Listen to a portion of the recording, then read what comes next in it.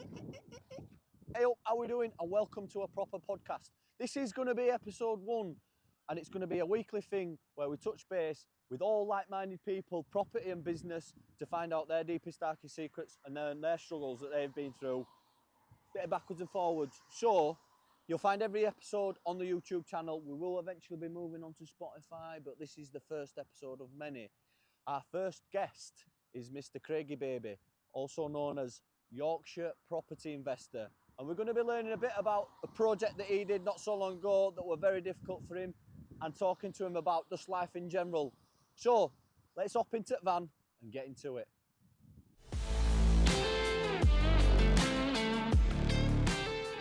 I love it in here, me. Do you know when that door closes? Like, yeah, problems have gone. It's like my safe space. It's honestly like my happy place, because I'm getting shit done. Can you not drink tea?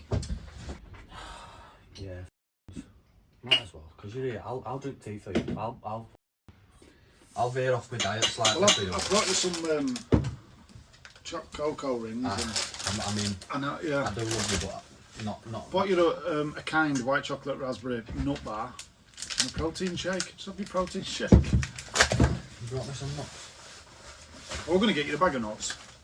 Really high fat content, aren't they? We've got high fat content of nuts. Good Yeah. protein, but high fat. Yeah. So I'm trying to get rid of my puppy fat that I've never had, never been able to get rid of. Right.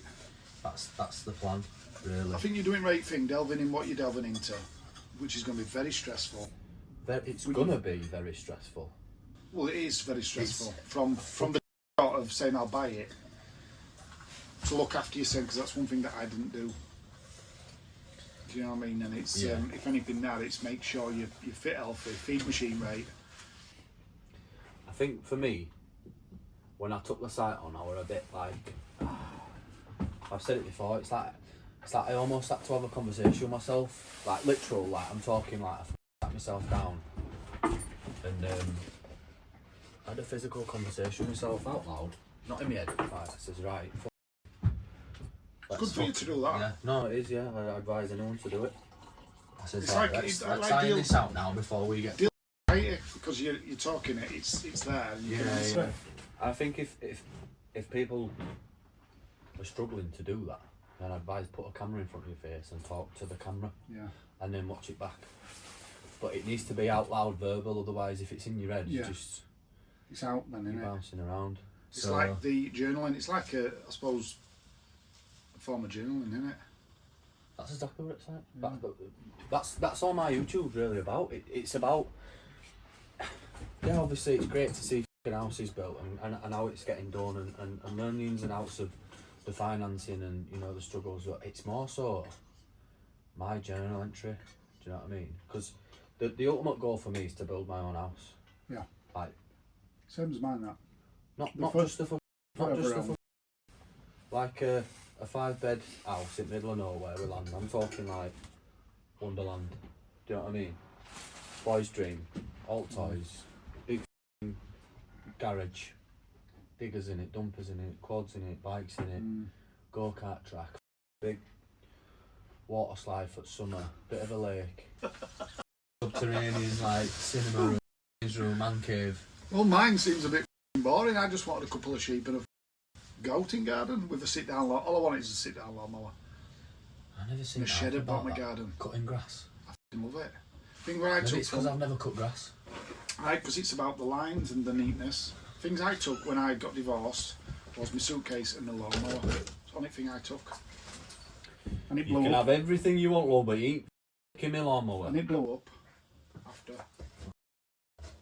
Good lawnmower, that. But no, everybody's got their own little. I mean, mine is sit down lawnmower and a shed at bottom of my garden where I can go and have a brew. Put wireless on. Bash one out. I won't say bash one out. Yeah, so wireless toilet roll. Internet. I've travelled my passport down there though to sign in. Oh, I don't drink tea that often anymore. Yeah. It's like God spunk on your tongue. I've got a problem at the minute. I need to. It's because there's a lot going on. I've always seen it's like great. I sit and have a brew while I do something. Let's talk about what's going on then. Debrief? Let's have a debrief. You talk about your I'll talk about my For the first time in a long time, it's positive. That's good. Solid, good solid. Well done. Instead of diarrhea splattering everywhere and you can't deal with it. Positives are moving. Just got one more condition to discharge on the unnamed site. The next one, Long Acre. I haven't given it really a name yet. I thought you were going to like christen it Big Knacker or something like that. I trialled Bonnie, didn't mascot. I? Bonnie Blue, because it's had a load of concrete in it. But no, Plenty it's of in. I mean, it's Long Acre at the minute, and so last condition to do construction method statement. No, I tell a lie. The engineer's got to update the drainage because the bloke at the council, the flow rate or whatever he's saying should be more. It's just a bloke in a desk that's probably never worked on a site in his life. Telling an engineer out. Pretty much everyone. Yeah. Everyone that comes. So I've that, and then I'm hoping January foundations in and go, and big rush to get maybe 2 or 4. Depending on how far I can scratch it, but there's going to be no wages from it. I'm going to take on jobs in and around it, bring people in to do what they do, and I'll jump in on a night and then around, and just do it as tight as I can. It seems to me like you like things the hard way, because to start a dig in January. Well, I'm going to strip it and just see how we go. I mean, we'll start if weather's all right, but in this climate of this country, we don't know. Over a year, January, February, lovely. Pot luck in it. So I'm going to pencil it in. If it does, it don't matter. I think that's roughly when it's going to go, in and around the good weather. It's not a big site, is it? So it won't take long to get it to that point. Even if it's on a couple of weekends. What's your ground height at the moment? Because if you're going to strip the top off, like It's full of mine. Not like here where you've gone into good virgin ground that's never been touched. Mine's been so dug. much out of here. Mine's got a load of clinker. It's got signs. It's got clinker. It's basically you know, furnish, like ash type. But it's got signs of arsenic and stuff like that in it. It's good compactor, that's why it's in. Because It is now you've put 60 it's even more. spunk into the ground. 57,000. Let's round it up. Yeah, I don't. Well, it is. By the time you put engineers' costs in, it is 60. 60 grand. But it is. We can retain some of it and use it as fill because it is good compact. But we've got to dig down in places, and I think it's nearly a metre to get rid of this clink. And it's strip foundation, isn't it? Yeah. So from that, the problem with getting rid of this clinker stuff is going to be expensive. It's always difficult to get clinkers out because, like, normally I'd use like shower gel, but you've got to really, and if you've got to really battle them. Yeah. It's one of them where you've got to, soften it up over time. Or just don't get a shower. I'd hope the. Have you seen them little shower heads to put aside the toilet? I mean, credit where credit's due. It's Muslims that do it, innit? Yeah, I try it when I was a kitchen fitter, and you know, when I used to work in some nice houses and that. A bidet. A bidet. Bidet. It's like a song, isn't it? Bidet. What's something like that? Or a drinking fountain. I tried it once and it scared the life out of me. Really? Well, it was just because it was cold water. Oh, no, they're like little douche showers. You just, instead of leaning forward and having a dry wipe, you just jet it. Clean. Which makes perfect sense. It's like if you rubbed chocolate into your beard, you wouldn't wipe it with tissue, would you? You wouldn't. You'd wash your face with soap and water. You're right. I'm not going to dry wipe anymore now. I've been considering having one fit in van. In van? Or just run hose pipe over to Portland. That'd work, wouldn't it? Yeah, I'm going to say I've got to see this, but I'd rather not. You can see it if you want, I'll record it. Record everything, me. So, you're battling clinkers. So I'm going to strip it. Yeah, new year, keep costs down. So I've got a starting pot. When I first, because obviously if we rewind back to when we first met, you're the reason why I'm in this struggle, let's call it.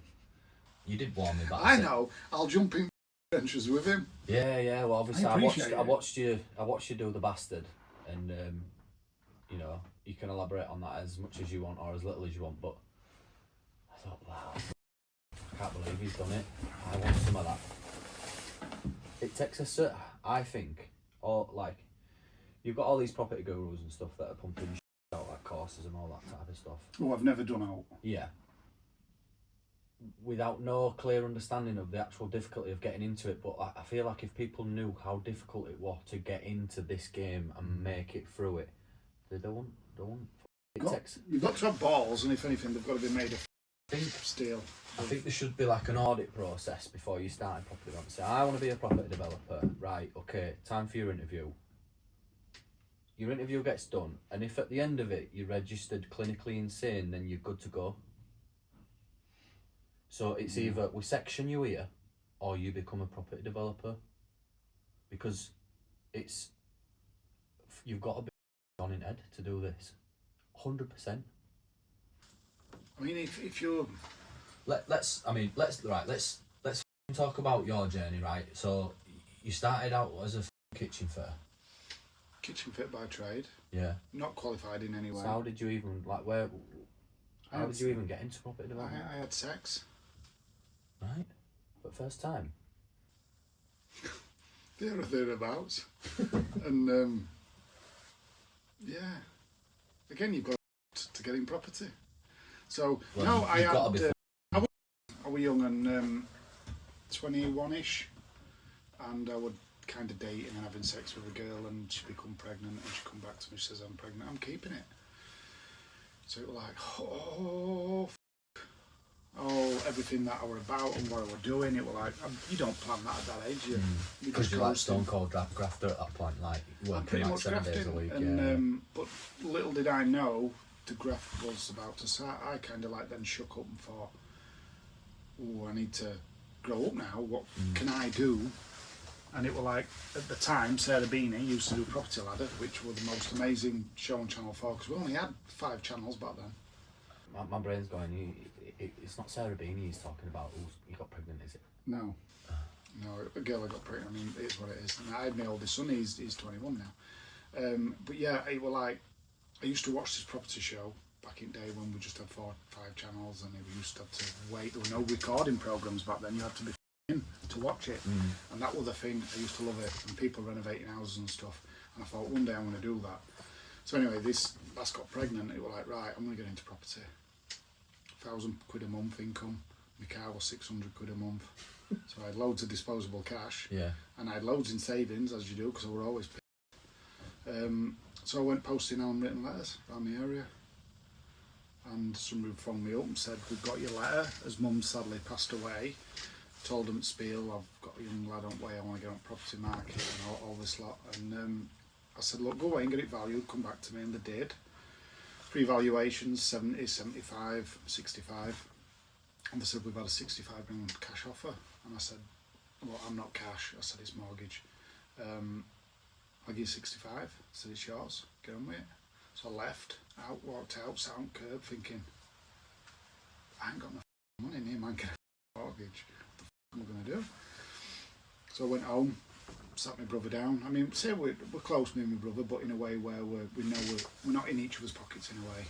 And he probably didn't like me so much back then because I used to nick his money because he was a savvy one. He's got the brain on him. He used to have a copper jar that used to be filled with money. You know what I mean? I used to go in and nick it. And I said, look, I've got an idea. Will you get a mortgage on a house for me and pay the mortgage every month? It's like, what the f***? I says, we'll do it up and we'll share money. He says, where are you going to get money from to do it up and how much do you need? So I'm going to go to my dad. And he laughed then. He's like, we've never had help from his dad. I mean, we're close with his dad, but it's never been that way. Never asking for anything down. And I said, I'll get it off my dad. I'll go to my dad. He says, tell you what, if you can get my dad to put in the money, I'll get the mortgage and I'll pay deposit. So I went to my dad, ended up agreeing at 12.5 grand on a 5% return. And that were it. Took me a year and a half, did it up. We made about, I think it were about 55 grandish. And in that time I rented rooms out to my mates, so it was kind of like becoming HMO within what I were living in it, so it cash flowed. Sold it, and that was the starting block. We split the money, he put his into his business, I bought another house and did it up, and that was my journey then in houses and flipping. So did a few up, ended up getting married, settling down till I was 30, and then I got itchy feet. You basically did 9 years on property development ladder, let's call it. And just within that, until I hit kind of 30, and it was like, right, I need a pension. I'm a tradesman. Us trades are notorious for spunking us money into nothing and blinking, and we're old and thinking, hang on a minute, we're done. I kind of, pulled some money out of the house, 35 grand, pulled out, went in with somebody, and we started flipping and building the process up, which then led into keeping hold of some commercial to resis, flips, HMOs, started managing the zone, which then built a lettings business up, which specialised in HMOs. I then specialised in full turnkey HMOs, so finding them, developing them, managing them, all the process through to dressing them. And then I've done industrial units with our mark and stuff, and it was just natural progression. Buildings into blocks of flats, that sort of stuff. And then it was the itch. I need to build. Couldn't find out for a pair, a single plot, because every man and the dog. Your smaller end plots, 100 grand, the jump on it. Yeah, to select a few, you can bash them out, can't you? And this one came up, and it basically for 10 houses, and I just thought, how hard can it be? It's just 1 times 10 with an adoptable highway, which now I'd tell anybody and scream at anybody, which people did at times. Say, look, adoptable highways is a minefield. You don't know really, the spec is way above anything you'd ever do, because of future proofing it at council, because of tech ownership after. And it just become a nightmare. Obviously then when I started, I grouted it because that were on a coal seam, that went way over budget. Did foundations, found 2 wells in perfect corners of a couple of plots, which you say way over budget, but like how much over budget? I mean, that beginning bit was, I think that were about 40 grand over, and then the 2 wells I had to bridge probably ended up being 30 odd grand over. Because you talk about the importance of keeping numbers tight on a project, so to go over by 40 grand initially, like in grand scheme at the site, 1.7, 1.8 million quid, 40 grand is like pittance in the grand scheme of it. 40 grand is a hell of a lot of money, but as a whole across to the be site, swallowed in one quick, within 3 weeks of starting something, gone, and you're like, done. And then within the space of 2 more weeks, you've lost another 35. Your contingency's gone straight away. Well, the way you got to look at it is like, if you're going to make $500,000, it's 40 grand straight off at profit. Yeah. Boom. So my numbers getting pegged. So then straight away I've got into, started building the highways and stuff, and road closures and all this lot. And before I'd known it, with the adoptable highway and the road closures and everything, because they're a level crossing, you on that site, I didn't know. I thought you could just dig an hole and put some cones around it and get your connections in. No, next to a railway crossing, you've got to have a full closure. If you even scratch the surface, you need a closure in place. So I ended up having 2 closures. Yorkshire Water really bummed me. They turned up on day 9 of a 10-day road closure, and then said, we need more time, we can't do it in a day. But they already knew about this, because there were meetings, pre-start meetings and everything. Got knee deep into it, most of them way up, and then COVID kicked in. So if you think materials of 800 grand, add 30% to 800 grand in material costs, and that's been, Kingspan went up over 100%, cable flooring went up over 200-300%. Yeah. Well, I mean, a sheet of ply went up to 60 quid from 22. So that's the difference of what I was batting. My first probably emotional breakdown moment was when I'd gone into order more Kingspan. It had gone up 100% overnight, and I got it back and I cried my eyes out. I was already massively losing money, and it was just one thing after another. And then, I mean, got through COVID, best with couldn't get any mix or lintels and stuff like that for love and money. Even my brother in the steel game, him ordering a beam, shot up as well. Shot up, so still paying for a land for. Chuffing clumsy. Be ideal to put a sponsor in here right now, but I don't have one. If you'd like to sponsor me, get in touch. Let's get right back into it. Oh, he's knocked my camera off. Well, where were we then? COVID, steels, COVID, steels, materials, ain't getting anything. Getting anything to site. Concrete price went through fucking roof. I even had cherry diesel, got wiped out. Good old cherry diesel there. Went to normal diesel. The cost of running machines within that time had probably doubled as well. It's worth noting though that manpower didn't go up. No, did it? No. So all tradespeople that were out there grafting when everything went up rise, manpower stayed the same price. There were, I mean, that kind of pinned down, and I had to manage the best I can. I mean, obviously, easy for lads to say I've got COVID, I'm not coming in. And some of the lads doing double bubble where they'd claim they're not working and they are working, and you know. Yeah. I were on the end of sticks, you know, ones that got shafted with. I couldn't get anything. Yeah. Couldn't get anything. And it were nice getting to work because there were no road. But then you get through all that, battle that, and I managed to get the road finished. And it like another thing, the impact test at road for Adoptable Highways, come and tested it. Perfect. Guy who you pay thousands to test it. Yep, sound, no problem. Highways guy. No, dig it all out, and we'll put it back in, at least I know it's right. I'm saying, it is right. You've got a report saying it is. We had to dig it all the road out and put it back in, and obviously it was like sponge. So then we took it back out and then had to layer it back up with new stone. And that so how come you couldn't appeal that and argue your case? Because like if you've got a fucking report, it's him and him personally. You're dealing with him. You're not dealing with a group of guys. A guy with a personality who they just didn't want it, and they won't talk to you in planning. They're not interested. It's their way up. You kick a fuss up, and they take it to tribunal or whatever it is where you sit, and then they'll vote it through. But you might have gone through. You can't do that with a building site when you're borrowing 1.1 million. I don't know what happened to him. He fell over, banged his head. He needed bless him. But that cost me about 20 grand. So when you start 40, 60. adding stuff up, he changed what he wanted on tarmac. He wanted 80mm tarmac with a 90mm block paved. So obviously cost of extra tarmac. Tarmac had already gone up as well in costs.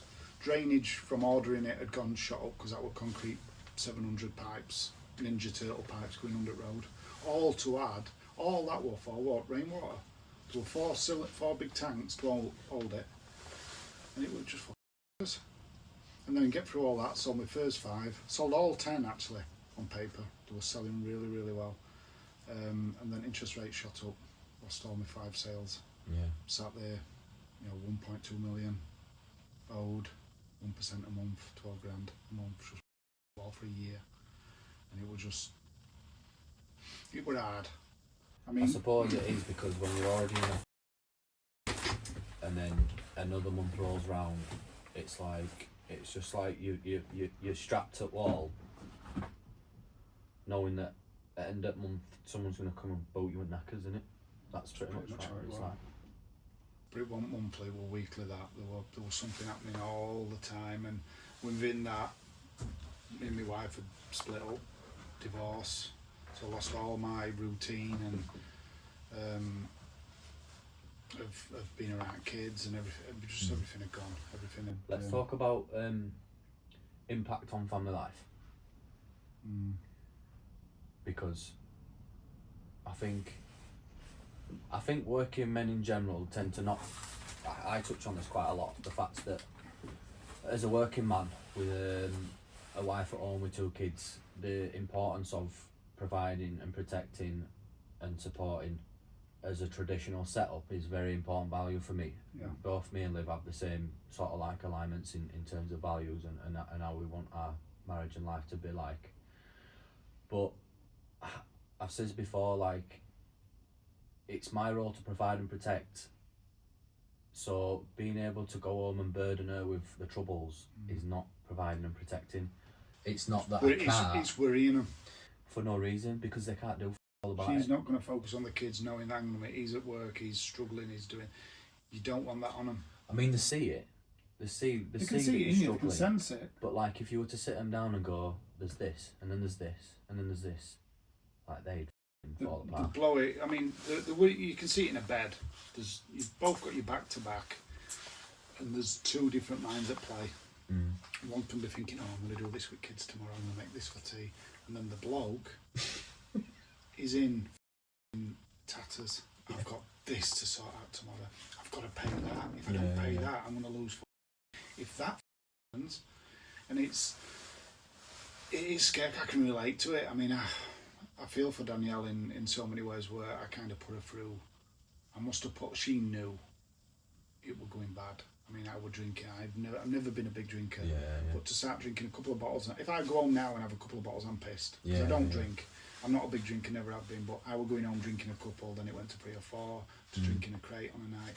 I was once in Asda, and one of the people buying plot 6. She said, "Oh, Craig, you all right?" You know, walking around as I'm in my scruff bin and got some bits. She said, I said, "Yeah, sound, yes." Says, "Do you remember seeing me last week?"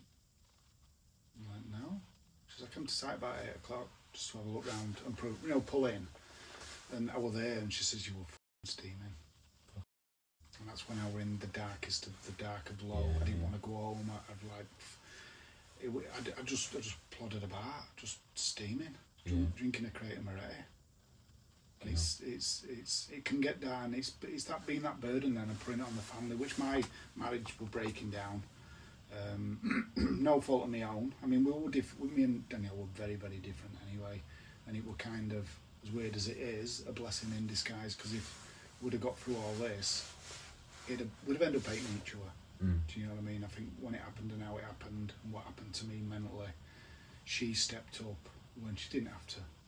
When I were at my lowest, and I were at a point where I was basically all my thoughts all day were, how can I do myself in? Yeah, you're turning on yourself, don't you? Yeah. You don't head, and if it wasn't for her when I were at that lowest point, I wouldn't be now. So I have so much respect for that lass. I mean, it's my ex-wife and stuff, but we get on well for kids now. It's amazing. The setup and how. I think the relationship's better now that you've Yes. you I won't change anything. I won't change anything. I think what we've got, and now we put the kids first. Everything's about the kids. It's brilliant. I can tell her to and I can go home. She can tell me to and go home when I go for kids. It's lovely, but we've got each other's backs, and it's 50-50. And it's not 50-50 in a way where she's got majority of the responsibility. We do the school runs, we try and share, and we do parents' evening, sports activities, we do everything. So out of the darkness of everything that's gone bad and all the money that's been lost, I feel like I've become a better person, a better parent for it, if you know what I mean. And there's always a positive and a negative. And I think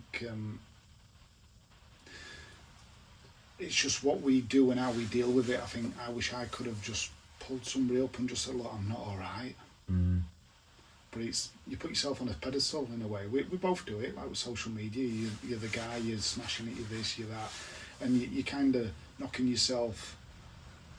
I'm lowering myself here, I'm weak. I'm not, and it's not through fault of his own a lot of times. I mean, everything, and how we graft and everything, but like with the grouting and finding 2 wells and various other things, that would happen to anybody. No matter how good you are at your trade, if something's going to break, something's going to break. You can't do anything about it. It's how you react to it and how you can bounce from it. But when everything's financial in this world and everything's based around that, you start losing hundreds of thousands, and then start losing your brain, which then affects the other businesses, the cafe, the lettings business, your staff. And I was that scared of telling folk off because I thought they'd run. Give somebody absolute shit, done shit. I'm thinking, well, if I come at it and they'll leave me, I'm in shit now, because I can't mentally start recruiting more lads. I can't do it. And you just become, I don't know, it just becomes a black hole of shit. Until I knew it was that bad, when I nearly did myself in, to a point where money was that bad, I thought, you know what, everything's got to go. Shut the site up, get rid of everybody, I'll finish it myself, and just get back to the bone. Got rid of lads, got rid of vans, cut the outgoings down as far as I can, and really just knuckle down, pull my sleeves up and think, right, this is it. The built foundations, roofs are on. I've just got to do internals, which is me, all day long. I've just got to somehow fund the internal fit outs of them and selling assets off and doing what I can, selling businesses off to do that. Again, it's probably not good business sense. Probably somebody might listen to this, what if I bankrupt it? But to me, it's a medal of honour. If I create something, it's got to be finished. Yeah, I'm a strong believer in the fact that, like, it's like I describe it as like a level playing field, and everyone starts on that level playing field, and then all the entrepreneurs and business people in life, they descend to this, they start this free fall, and you call that uneducated optimism, where you think this is going to be great, going to make loads of money, or be this, that, and other, and then you hit this plateau, and it's like a wasteland. And that's the valley of despair, where it's the point you hit where it's the realisation of, this is really hard. I've got this to do, I've got that to do, I've got this up against me. And some people turn back around and climb back up, but you have to continue through that fog, and then you meet this face, which is like, I didn't think it was going to get any bad, any worse than what it is. And you're looking up and you're like, I've got to climb that mountain now. Yeah. And there's fucking sharp rocks and this, that, and other, and you've got to navigate up this cliff to get onto that second level playing field. It's a false summit in some cases. Yeah. You get to the top of one and there's another. Yeah. And it's and that level playing field, that second level playing field, is full of people that have done all right, made a bit of cash, but they're not where they need to be. It's the other free fall that you want to get to, and that's the free fall to success. Because once you're on that free fall, you know what you're about. You know how to make money. You know how to save money. You know where to navigate through and how to avoid situations. You've got your team around you, your network, blah blah blah. So you're enjoying yourself, are you? Well, go find that little subscribe button, give it a smash, stay tuned for future episodes. Let's jump right back in. Village. I think there's a lot of things that I could go on about which I don't like. I don't. There's a lot of smoke and mirrors. Let's open a can of worms. Get rich quick, quit your job and build these cash machine HMOs. HMOs is and if I think that's a car crash waiting to happen. Mate. People can jump on my back and say, "Oh, you don't know what you're on about," and I specialise in HMOs, not just turnkey. I found them, renovated them, managed them, did them, and they're not as cash cows as what people make out. If you can fill them all with 4, 5, 6 people who are best mates, got each other's backs, and look out for each other, tidy up after each other, you're not going to get that from the blue collar workers and stuff. They're all, or they've split with the missuses, or they're in this midlife crisis. They're not starting blocks in a way. They're kind of picking them up, and some people are genuine and really nice people. I mean, a lot of them are nice people, but get them together in a house where you might do my head in after a couple of days in an house share. All I did.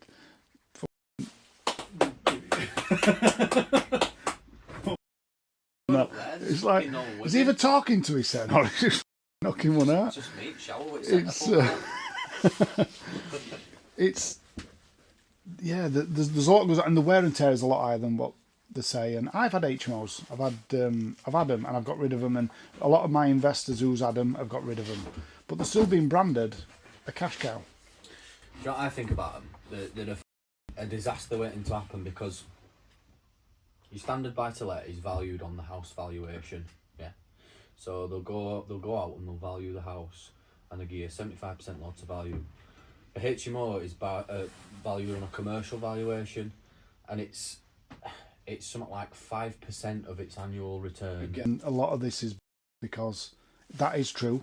Yeah, but then it's also based on the area. A lot of people can't get them because the valuers, when I've had them before, even when I've tried to, and luckily none of mine was, that the valuer was saying, well, I can't give you a commercial valuation because next door but one's for sale and it's a standard house and it's that. I've got to base it off the value of that, not off its income. And again, from protection, in certain areas you can, and certain people do get them, but majority can't get them. Yeah. And because that was my understanding, and my because you're borrowing 250 grand on an house that's only worth 100 grand. Yeah, so you've got that gap there of nothingness. Yeah. Do you know what I mean? And if you rewind back to 2008 crash, it was because the banks were lending more money than they could afford to put out on. They're going off its income, which when it's good, it's good. But they're always good when you finish them. They're brand new, they're steaming, they're clean. Your bed ain't got bed bugs in. Do you know what I mean? There's no shit scraped upside the toilet. Your basin ain't cracked. You know, all that silicon's gone for because they've used cheapest silicon. Because they're churning them out and in a year, 2 years' time, they need refurbs, they need new carpets, wear and tear on kitchen. They are just, you can't go wrong with a vanilla buy to let. Because I looked at the other one that I've got going on over in Wakefield. When I first got onto property, when I first moved into property after that with you, that changed my life. Is that good or bad?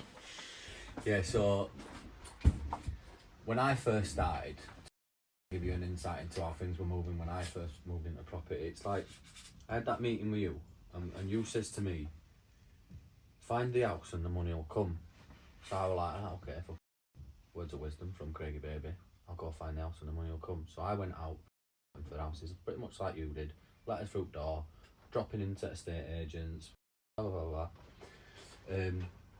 Came across a bungalow and started touting for it, like aggressively, like cash buyer, investor, got this much money behind me, blah blah blah, ready to go. And house for 260 grand, it was a bungalow, and I put an offer in at 195, which was ball. Come back to me saying no, 250. I says no chance. I said I'll come up 5 grand, so I brought up to 200. Long and short of it, end up getting it for 215, offer accepted. And this were over like a 2-day period. At this point, I had no at all, nothing, no save. Well, I had probably about 20 grand in business, but that was basically just survival money, just for business. Offer accepted. Need proof of funds. Sending over. I was lucky that the request for proof of funds came on the Friday. So that the phone call Friday morning rolls round to Friday evening, still not got proof of funds. Rushing around, phoning people, like you says, tapping into your family, tapping to people you know, and secured an investor on the Saturday morning. Went round to see them, got proof of funds, secured the house. Brilliant. I only were able to secure the amount to buy it, not to renovate it. So we're moving through the legal process without any money to renovate that house. And then had to find the money to renovate it, and that led into a deal that I've never really been happy with to this day, but it was just, you know, that's what happened at the time, and that's for another day, but you live and you learn. And then after I did that flip, I thought I need a pension. That's where the idea of building a portfolio came from. I want to get into building this £10 million portfolio, because within my calculation, I worked out that if I do a £10 million portfolio, it'll pay me cleanly about £3 grand a month. After everyone's paid and it all, you know, the money's stored away for any, like, you know, it'll pay me £3 grand a month after tax, happy days, and then that's just it's just survival money, so that when you're doing your other deals, you don't have to worry about your wage, because that's just ticking in.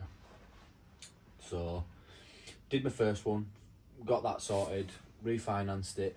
Well, no, that process were a whole other challenge, because the last one I did before this next one, I got a broker. Well, someone else got a broker that don't really know what they're doing, and the broker took me through the whole process to the point of getting the money drawn down, and then it got flagged because I had a help to buy loan on the house, on my own house. You can't have a buy-to-let mortgage if you've got a help to buy loan on your house, which is because it's only selected to individual lenders. It's not across the board. Yeah. So, you know, I'm thinking this money's coming through. I'm going to get weighed in. Went to auction and acquired another house with the knowledge that money's going to come through. Put the 8 grand down fees. Secured the house. Right, you've got 56 days to complete on this. That flopped on the other one, so I had no money to get the next one secured. Obviously I've got 56 days to get the money together, and otherwise I'll lose the house and lose the 7 grand that I've put into it. So I had to bridge against that, to get some money out of it, and then I had to bridge to buy it to secure enough funds to buy both, but buy the other one and then redevelop it. And my initial plan when I first saw that house was to do a large extension on it, wrap around, and turn it into an 8-bed HMO, because the numbers stacked that I could levy more money out of the exit. But as it got closer and closer to the process of buying it, I then started thinking planning permission, time frames, I've got to go all through all that process. And then I thought, right, I'm going to redo the numbers on it and look at the percentages, because what I've learned through my property development career is that it's not about the number at the end, it's the percentage and the time frame that you can do it in. So if you're on, say, 10% return over a year, it's 10%, but if you're on 10% return over 6 months, it's effectively 20% over a year if you're doubling if you're doubling down. So change tack and ended up doing just a standard buy to let, and then that's when my brain fixed into the idea of HMO route off, because it's just more hassle than it's worth, and just start dialing out these buy to lets, two beds turn into 3 beds, refinance, recycle. And a lot of people say that the buy to let market's dead, but it's not the buy to let market that's dead, it's the buy to let model. So you've got buy to let and then BRR, R, and then if someone else adds another R, then you know. Yeah. So you buy to let. My understanding is that your buy to let scheme is that you buy it and you let it, and it's effectively like you put your money in and you you're basically buying out to let it to create that cash flow for monthly. Is my understanding to it.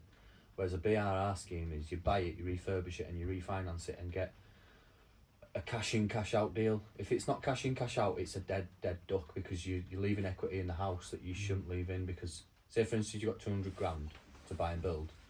If you can put 200 grand to buy and build into that house and pull your 200 grand out, and that's generating 400-500 quid a month, it's a cash flowing appreciating asset, which is the model that I've chosen to take in that direction alongside building houses. There's a lot can't do what you do. The all money out deals, I've had them. They're not around as much as what the branded. They are such as you and me, because we can cut costs and reduce costs and really turn around within. Do you know what I mean? But your average Joe to refinance all the money out, I mean, out of 100 deals, you might fucking have an handful. Yeah. It's a very far and few between.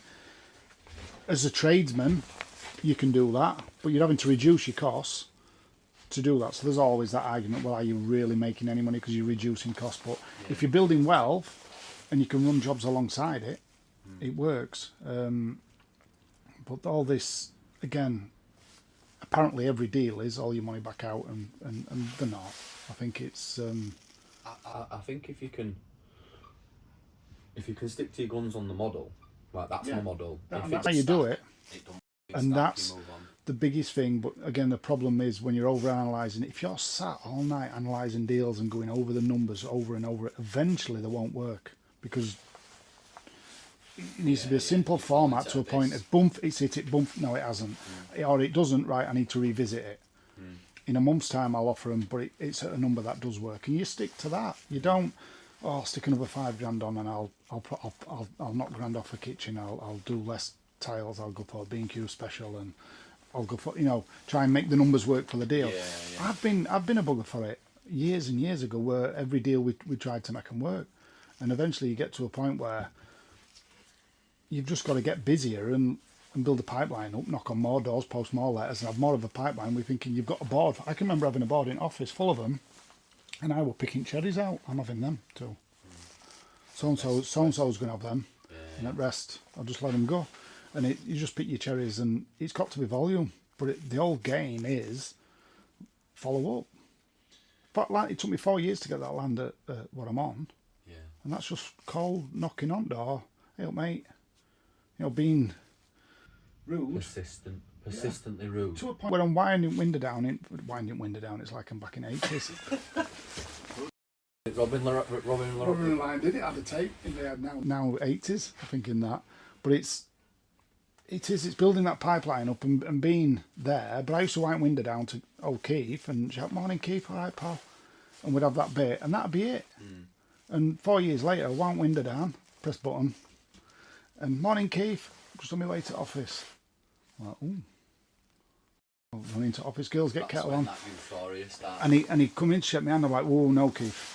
Get your daughter round, and we'll have a chat and we'll go through it." Because he were 80 odd, and I wanted to make sure he were right. But 4 years, and that's a smile then, because but I had 90% of everything I've ever done has been direct to vendor through slowly playing it, and Brad saw some on and stuff. But if you do it, you can't change your numbers. I think if it doesn't work, it doesn't work. It's as simple as that. Walk away from it. But walk away from it, but follow back up next month. Even if it's sold, how are they getting on with it? Because a lot of them fall through. And if it's as tight as what you think it is, and it's an investor, if it doesn't work for you, it's certainly going to work for them. No. Because you can do things differently. We can buy materials a lot cheaper, and we can do things cheap. We can. But it's just, I just had a big whiteboard with them all on, even if they were a year old and they were still floating about. I'd follow up. I got to letters are all right to get your foot in door. How did you? Because a lot of people ask me on Instagram about these letters and what to put in them. And when I first started posting letters, it was spiel of fucking name's Phil, got a young family, really want to move into areas, drove past this house for years, absolutely love it. If you're looking to sell it, I'd love to have the opportunity to make you an offer on it. Blah blah blah. Yours truly. And then it got to the point where I was like, just be truthful, like, hey up, cash buyer, I'm a developer, looking to buy, I've got the cash. You've just got to try different things, work for different people, and I think you just want a reaction. So as soon as you can get a meeting or go see them personal, that's your connection. I always found, even when they didn't want to sell, as soon as I got to a point where they said, "Craig," but in a smiley, happy way, not an angry way, such, you're in. You're in. So when they do want to say, "I help Craig," you still want it, and it's yeah, of course I do. All right, sound, and then your ass falls out because you can't afford to buy it. Yeah, and then you're in the same process. I don't care how much money. If you start this game with 10 million, I can guarantee in 5, 6, 7 years' time, there'll come a point where a deal will drop and you haven't got enough money for it. Because that's what you get into. You get into different stuff. You're parking money and stuff all over. I think that's every deal. Every deal that you go for, you always think, oh, I don't. In your head, in a sane business mind, you say, I don't have the capital to move on that yet. But in the same sense of the same business mind, it's I can't miss that opportunity because I've either waited so long for it, I've built it up, or I've done hard graft that I need to get that. We had that conversation the other day, and he says to me, he says, sometimes you'll sit there and you'll just think, what the f am I doing? Why? Like, why have I got into this? Like, I started out as a paver, and do you know how easy it is to smash a drive out and move on to the next one? Kitchen fitters are on £2.5 grand a week. Yeah. So easy. Couple of grand, bish bash bosh. Couple of grand a week, I'd At one point, I were earning like £4 grand a week, clean. After everyone were paid, £4 grand a week. No stress, go home, put feet up, watch EastEnders, omnibus, so you'd have 2 episodes, Coronation Street in between, flick between, and then watch Eurotrash at 10 at the end of it. Well, I never really had time for that because although it was sweet, I was still working like a dog. Do you know what I mean? Late nights. Well, you are, because back then when I was doing it, I were always 14 week ahead, always looking at jobs, pricing jobs, invoicing. You were still chasing your ass.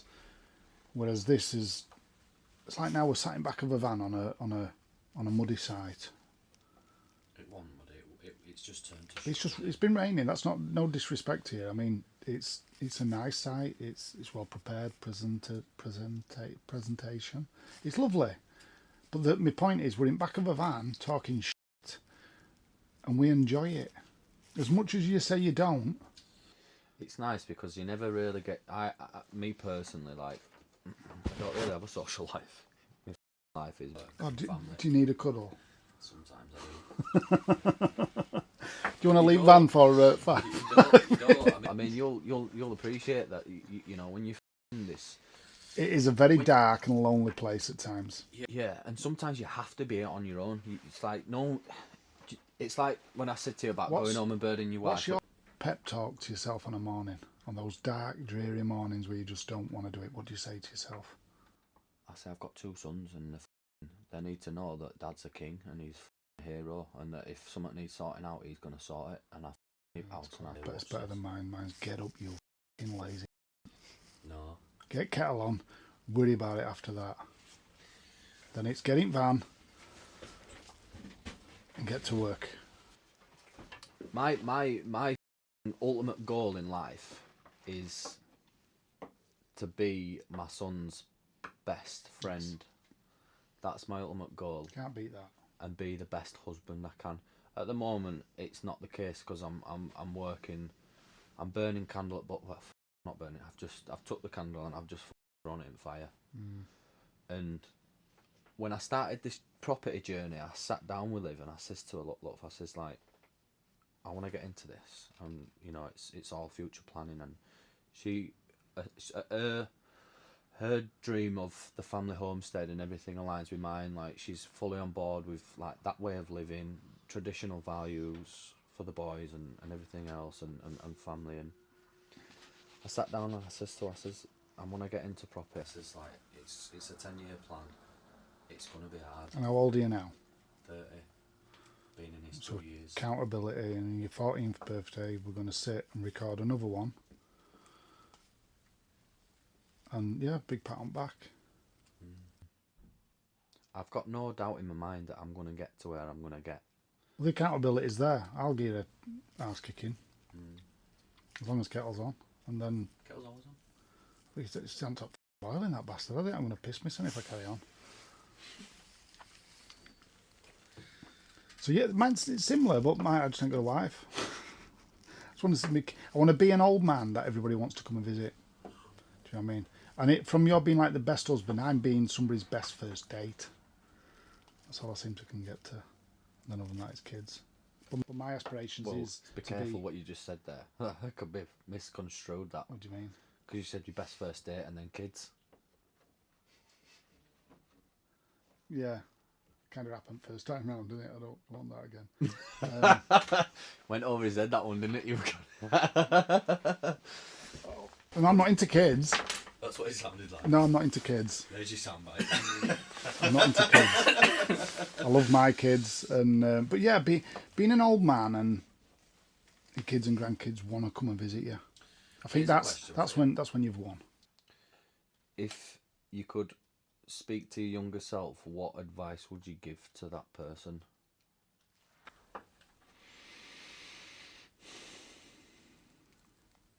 It's going to be tough, but it's going to be worth it.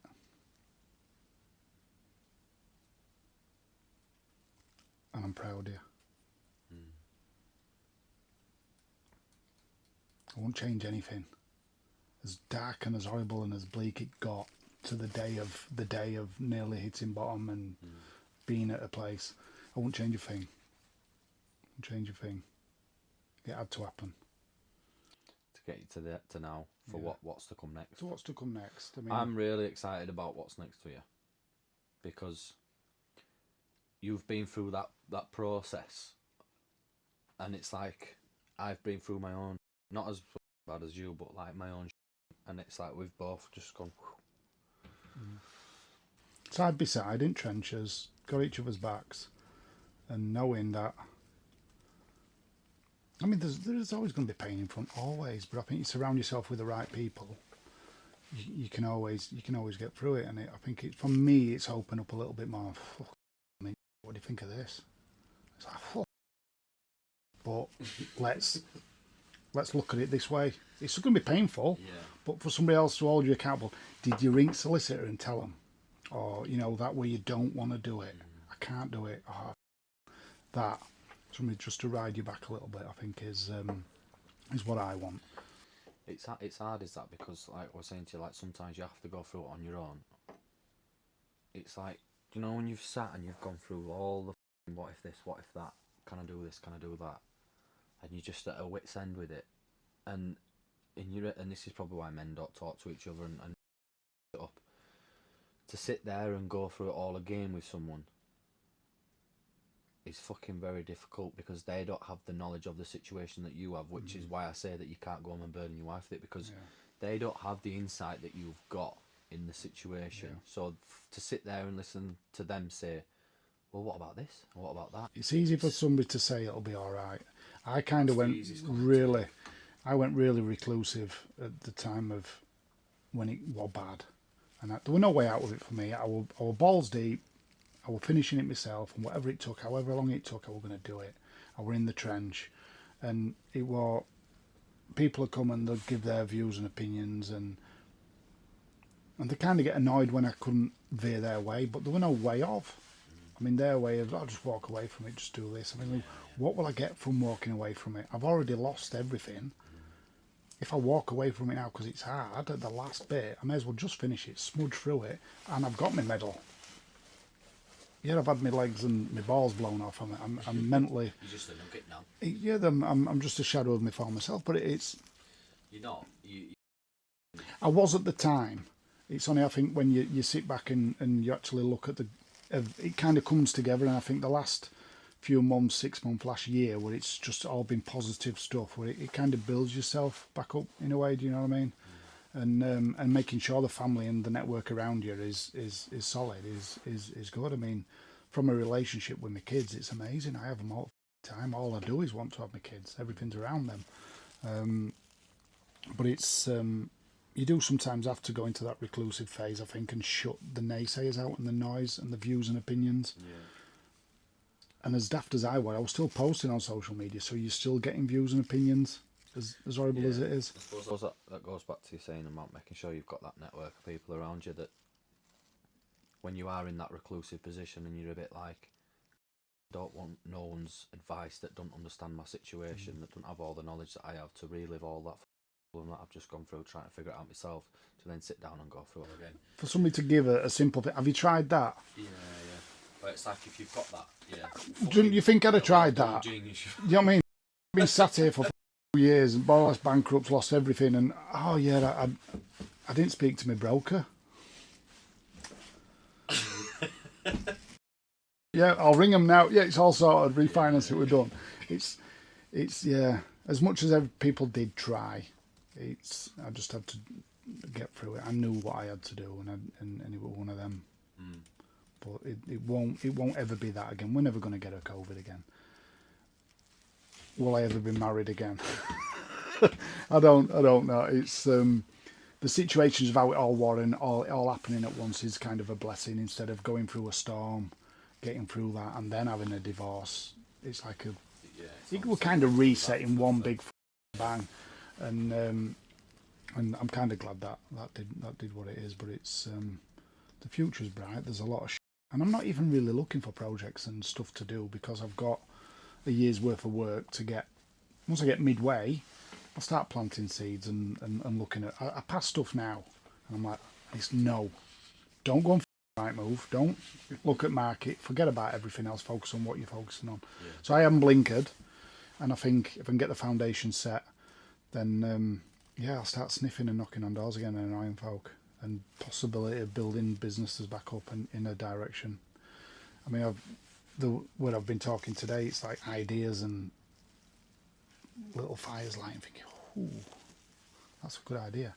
They'll come, and then it's who's around. It's like, can we do that? Can we carburate? Can we do?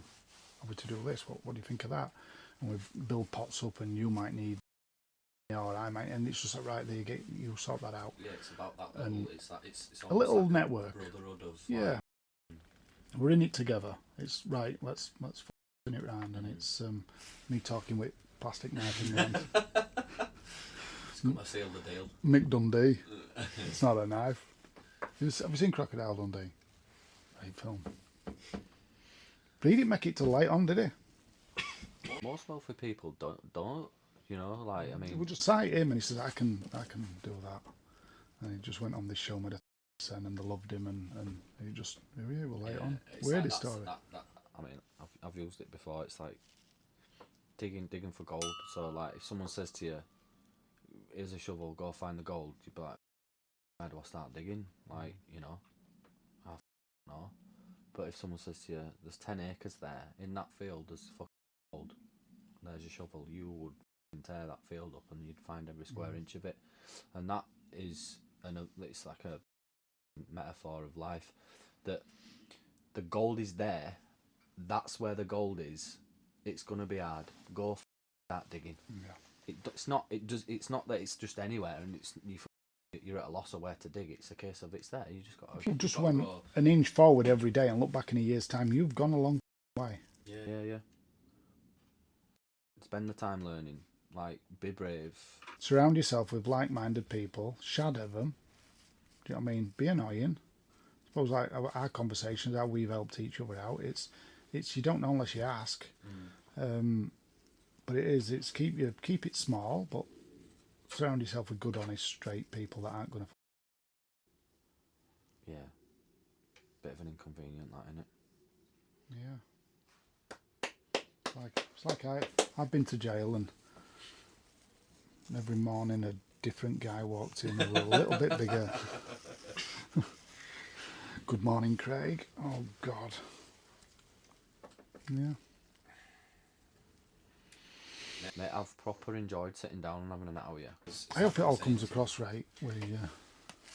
Like in this world of entrepreneurship, property development, or whatever, you don't have a social life. It's a case of you've got an end goal. The goal is set, and you focus on, and it's like, you know, sometimes you don't have time to stop and appreciate how far you've come and where you are, and digest and like figure out the issues that you've got. But like stuff like this, being able to sit down and have a natter with someone who is like-minded, who has been through the shit, who is in that process, is like, it's almost like having a brew when you sit down with yourself and have a brew.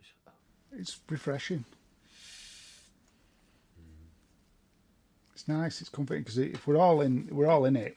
We know what I'm going through. You're going through the same, within reason. Do you know what I mean? So it is. You know exactly what I'm going through. You know exactly what I'm going through, and I try with the YouTube episodes and the stuff that I put out on social media. I try and be as honest as I possibly can, in the fact that, you know, this is a dog eat dog world. It's tough. It's not easy. You're in trenches. You've got a missing boat. You've lost your helmet. You're down to your last 2 rounds of ammo. And there's 100 folk on it, yeah. Yeah, and then it's like you're in trenches. You've been shot, and it's like planted claymores. Yeah. And that is that phone call that you get from a solicitor or an investor, or you. And that blink, an Apache helicopter just comes up, and it's like, and everybody just gets wiped out, and I'm just sat there like, that's property. It's a beautiful chaos. 1 minute you're dead, the next minute you're, wow, spring in your step, and off we go again. But it's like, we're in this, it's like, I don't know, it is an illness, like you said at the very beginning. I need to put that knife down. It's so up and down, and to get up the next day and be happy and get on with it again, it's like, oh, are you for real? It's hard as well, because money don't drive me. It's not the money that drives me. Never has been with me. It's the thrill of the game and the project and yeah. When I think about, like, I've said it before, if someone were to give me 10 million quid, you'd buy more shit. Yeah. If I want that, there's 10 million you can retire. You can do what you want with it. I'd buy more land and more projects. Because then you'd be able to do it without the worry of the financial strain that you've constantly got. I couldn't retire. I'd have an holiday. I'd go somewhere for a couple of weeks, but within that holiday, I'd replan. I'd be sat. I'd probably get pissed once, do a couple of bombs in pool, and then I'd plan. Yeah. Be right. What we're gonna do. But back to what I was saying about the respect to the pound. If that did come along, and you don't have the respect to the pound, that money's worthless in your hands anyway. Oh, that's what they say with a lot of millionaires. Just they go bankrupt after a certain time because they're not savvy, are they? Well, if you were to give 1,000 quid to an homeless person on the street and 1,000 quid to a businessman that's bankrupt down and out, the £1,000 in different hands is going to go. It's going to go elsewhere. That businessman will go and put some of it into that and put some into marketing, and then he'll double it, and then he'll double it again. Yeah. Whereas the person that's homeless just thinks about, I need food, I need clothes, I want to stay somewhere warm tonight, you know. Just probably binge on an impulsive, I'm going to have an hotel room, I'm going to order a steak, and I'm going to get pissed. Because they don't respect the pound. Yeah, they don't understand, and whereas I think, I'm going to go to Greg's, I can get 4 sausage rolls, and if I go at end of day, I'll probably get them 59 pence for 4, which will do me tonight, tomorrow, and dinner. Hey, and have you sausage and beans melt, and if you get to end... Have you done the Greg's tomato soup sausage roll dip? No. I'll have to try. I might do. I'll do that tomorrow. And I'll tag it in it. You need to make sure the sausage roll's warm, not hot, but warm. I like anything like that's got to be warm. Let the soup cool down. Send her in. I need to have that. I'm getting hungry now. All of that is shit and cake and biscuits all day. I know you've gone from like elf retreats and to them. I am in like a bit of chocolate eclairs. Like I'm sick of scrolling through your stories and just seeing like biscuits and they're getting fancier and fancier. What happened to a good old conventional chocolate hobnob? Like, you know, you've come here today with your Vienna. What are they? Vienna. What? The Fox's Viennese £2. They're posh then. You're doing all right if you're bringing them. £2 a pack. I'm supporting myself, but again, I'm not. I am gonna. I said to my son last Monday, I'm gonna get back into my little elf thing. The problem is I ain't got a kitchen at home, so imagine that, bro, being a kitchen fitter in the kitchen.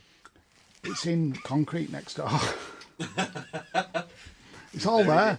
It's all there. So I'm smudging. I'm earning a wage. It's going into it. Everything's going straight back into it. And it's you're spending money, but it's into another bank in it. It's locked away, but it's coming. But I'm so it's like getting in late on a night when you're on your own. Then you've got to prepare your own food and shit like that. Sometimes it's as easy just to order pizza, get a shower, you're out, and you're all right. I don't agree with that because I cook my food every night. Yeah. And I cook the wife's. Shut up. I'm not. I get it because I mean I'm not here to dilly dally and fancy around you. Like I'll tell you how it is. Like, I don't believe you're full of shit. You're true, but on certain night, I'd want to get in, and I mean, I've got the air fryer, and it's as quick and easy to put some chicken in the air fryer, get a shower, get out, chuck it with some rice and a sauce. Yeah. I get that, but sometimes I want that shit in my mouth. Yeah, but that's you. That's because you. Like I do that. Like my comfort is food. So like if I've had a shit day, I want to just go and bury a tub of Ben and Jerry's and fizzy sweets. Like that's my go-to because it makes me feel better and it stops me worrying about stuff. But I'm a massive believer in tough love. Like shut up, get on with it.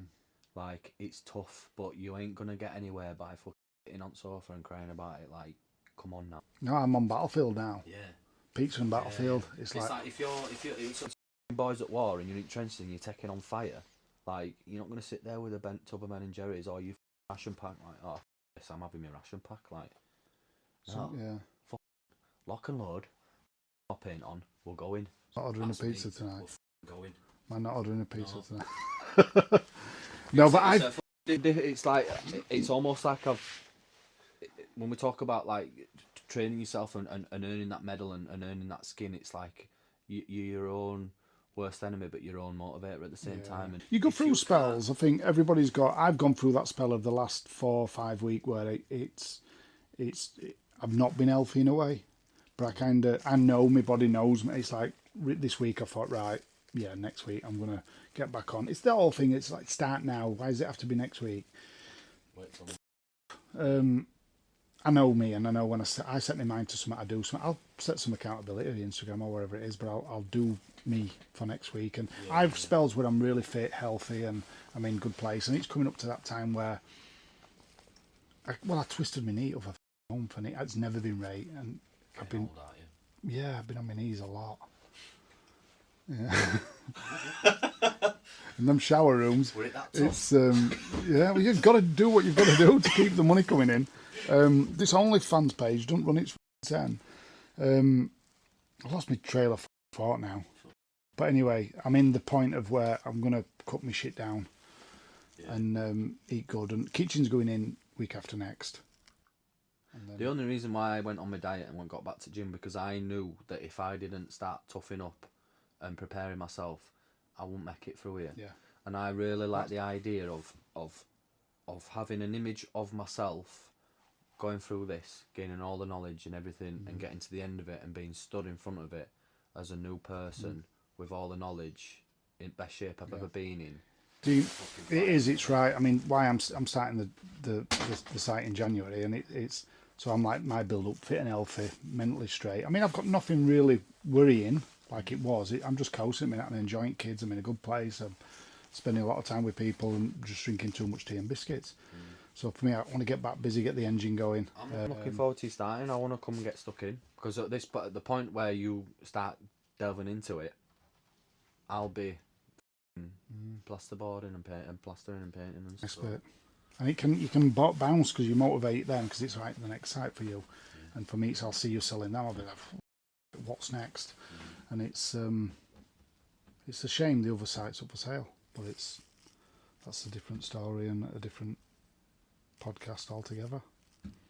Maybe a couple of episodes down the line. Look forward to that one. We'll see. Been a pleasure having you today. Always a pleasure. Better come back soon.